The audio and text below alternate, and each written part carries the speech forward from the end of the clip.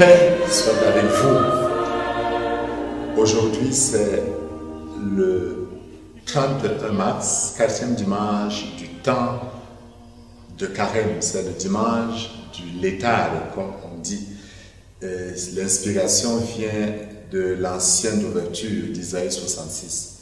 Réjouissez-vous avec Jérusalem, exultez à cause d'elle. C'est la joie de la nouvelle naissance. C'est la joie de la fête du retour de l'enfant prodigue qui nous est proposé aujourd'hui à l'Évangile. C'est un dimanche où rejaillit, surgit de la pesanteur du carême une lueur forte. L'homme n'est pas appelé à la conversion par peur, mais parce que c'est merveilleux d'être au service du Seigneur, parce que c'est merveilleux de rentrer vers son Père et d'entrer dans la vraie joie, dans la vraie fête, et non les fausses joies qui nous sont proposées par le monde. Effectivement, le dimanche passé, nous avions cet appel à la conversion. Jésus qui disait « Convertissez-vous, sinon il vous arrivera pire ». De la même manière que les Galiléens ou ceux qui ont été tués par la chute de Siloé. La démarche ne nous était pas proposée. La démarche nous est proposée aujourd'hui dans l'attitude de l'enfant prodigue. L'enfant prodigue constate qu'il a quitté son père. Il a commis une gaffe. Il n'a même plus rien à manger. Il prend une décision importante que nous chantons toujours. Oui, je me lèverai et j'irai vers mon père. Cette décision est importante. Dans l'expérience de la conversion, dans la démarche de la conversion, il faut bien évidemment l'appel de Dieu, mais la réponse de l'homme. L'homme qui constate qu'il y a quelque chose qui ne marche pas, se décide de changer avec la grâce de Dieu. C'est ça le but de l'examen de conscience. C'est ça le but de la confession qui nous est proposé pendant ce temps de carême. Pour qu'on analyse notre vie, qu'on se demande où est-ce que j'en suis avec ma foi et qu'on puisse prendre la bonne décision. Oui, la décision est bonne parce que Dieu, la gloire de Dieu, c'est l'homme debout. Se lever, c'est cesser d'être couché dans la boue. C'est de cesser de ramper par terre. C'est d'aspirer à quelque chose de beau. Parce que comme nous le dit le psaume qui nous est proposé aujourd'hui, le psaume 33, qui regarde vers Dieu resplendira sans ombre ni trouble au visage. Un pauvre crie, le Seigneur entend. Il le sauve de toutes ses angoisses. Qui regarde vers lui resplendira. Dans l'expérience de la conversion, Saint Paul nous le dit dans la 2e aux Corinthiens. C'est le monde ancien qui s'en va. Un monde nouveau est déjà né. Tout cela vient de Dieu. Il nous a réconciliés avec lui par le Christ et nous a donné le ministère de la réconciliation. C'est une nouvelle manière d'être que le Fils, l'enfant prodigue, découvre.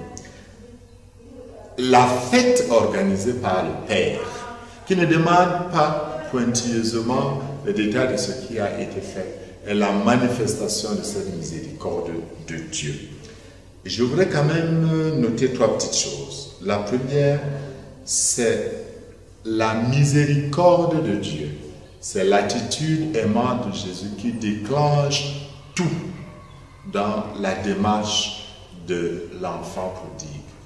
C'est l'œuvre de la grâce qui nous est donnée pendant le temps de carême où Dieu se fait proche, qui nous pousse à aller vers la lumière. En fait, nous sommes créés pour la lumière, nous ne sommes pas créés pour les ténèbres, nous sommes des fils de la lumière. Voilà pourquoi c'est le beau, c'est ce qui est noble qui devrait nous attirer. Deuxième chose, le Fils qui se lève, je l'ai déjà dit, est l'expression de la réponse positive de l'homme à l'appel de Dieu. 2 chemins, choisis donc la vie et non la mort. Cessez de récriminer, se convertir, se dire, après l'analyse de ma vie, je me lève, je retourne vers mon Père. Je prends la décision de cesser de faire du mal. Même s'il y a des hauts et des bas, des chutes et des rechutes, je me lève et je continue ma marche vers mon Père. La 3e chose sur laquelle je voudrais attirer votre attention, c'est l'attitude du cœur du Fils aîné. un cœur dur, qui ne sait pas se réjouir de la joie de son Père, qui ne sait pas percevoir le vrai bonheur, le retour de son Père, de son frère, de son jeune frère, parce qu'il est agrippé au bien matériel. Il est à côté du Père, mais il n'est pas entré dans l'intimité de son Père. Il est serviteur, il n'est pas ami. Nous devons faire cette démarche, de cesser d'être des serviteurs pour être des amis. Or, l'amitié de Dieu, l'amitié avec Dieu, n'est que quand on vit dans l'intimité avec Dieu. Cette intimité n'est de quoi?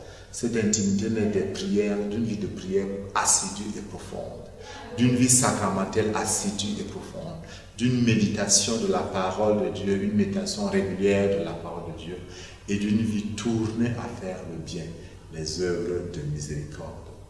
Oui, je termine par là. Dimanche prochain, 5e dimanche du temps ordinaire, chacun de nous doit apporter le fruit de ses efforts de carême pour manifester son désir d'aider son prochain. C'est important d'apporter son effort de carême pour participer à l'effort de carême de l'Église. 5e dimanche, jeunes et moins jeunes, hommes et femmes, écoliers et travailleurs, élèves, étudiants, nous tous participons à cet effort de carême, manifestation de notre conversion, manifestation de notre désir de donner un coup de main. Et que Dieu, le Père plein de tendresse, le Dieu de toute miséricorde, qui nous attire vers nous, bénisse aujourd'hui.